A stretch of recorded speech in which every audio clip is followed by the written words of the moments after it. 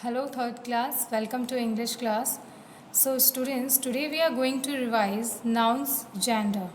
So, अभी तक हमने जो भी पढ़ा इस वीडियो के through we'll recall all those material. Okay. So, as we have discussed that nouns are of four types. Okay. So, the first one is masculine. Next is feminine. The third one common. And the fourth one is neuter. Now let's revise them one by one. Masculine gender.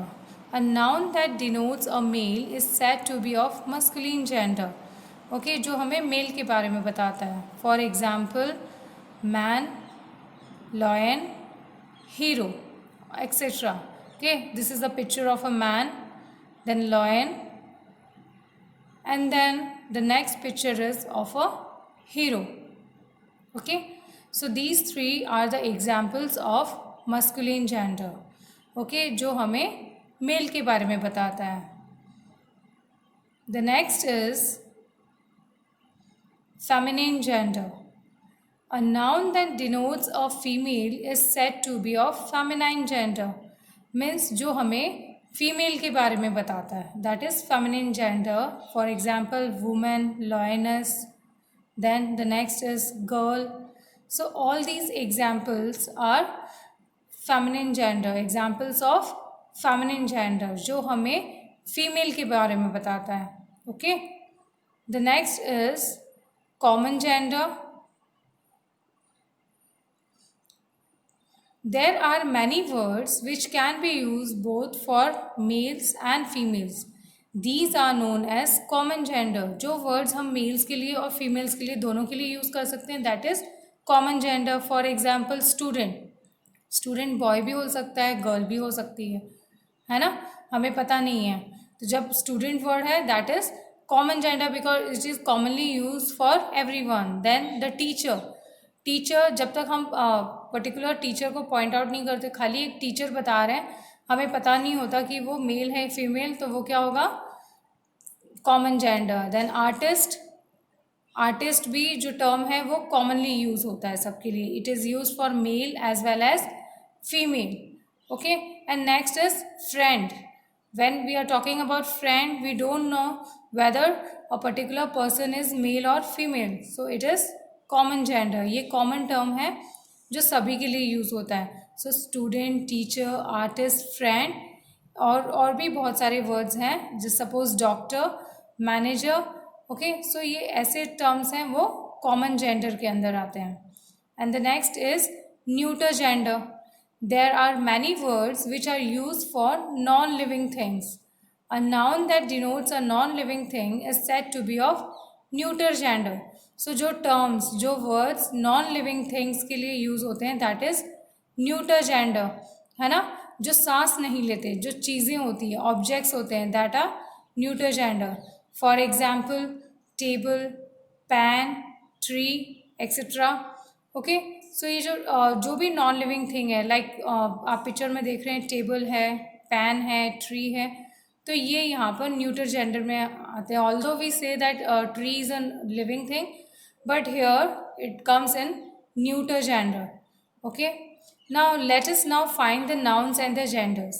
So now we are going to solve some examples to know which word are termed as or which word are characterized under which category.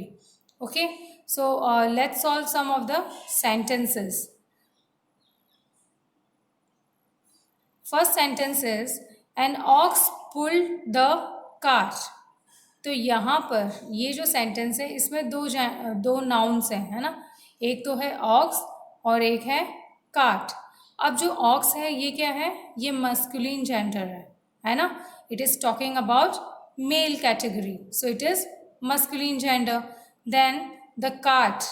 Cart is a non living thing, so it is neuter gender. Okay, so ox is a masculine gender and cart is a neuter gender. Okay, the next sentence, the queen wore a beautiful dress. इसमें भी nouns हैं. कौन कौन सा noun है? Queen is a noun, beautiful dress is a noun. Okay तो queen जो है it is talking about female, the word is talking about female, so it is feminine gender and dress is a neuter gender. Okay क्योंकि dress जो है वो है non living thing, so it is neuter gender. The third sentence, my uncle is a doctor. In this sentence also there are two nouns, uncle and doctor. So जो uncle word है it is talking about male. So uncle जो है ये है masculine gender और doctor जो word है ये common word है. Doctor कोई भी हो सकता है, he can be male or she can female, मतलब male female कोई भी हो सकता है. तो doctor क्या होगा आपका common gender, okay, because this term is commonly used for everyone. The next sentence is, we respect our elders. We respect our elders. अब यहाँ जो noun क्या हुआ, elders, okay, elder is a noun, but and again this term is used commonly for everyone. elders में सभी बड़े आ जाते हैं, है ना. so ये हो गया common gender.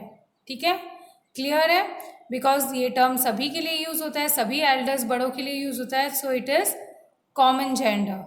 Clear.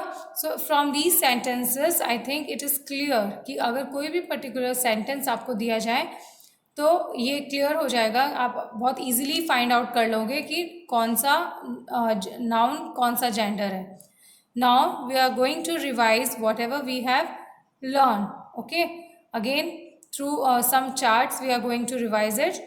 So let's start. Masculine gender, feminine gender, common gender and neuter gender. So masculine gender में like boy, emperor, man, tiger, lion ये सारे आते हैं, है ना. feminine gender girl, empress, woman, tigress, lioness. So all these words come under feminine gender. Common gender doctor, teacher, friend, artist, student, ये common gender है. And neuter gender tree, book, furniture, pen, bed.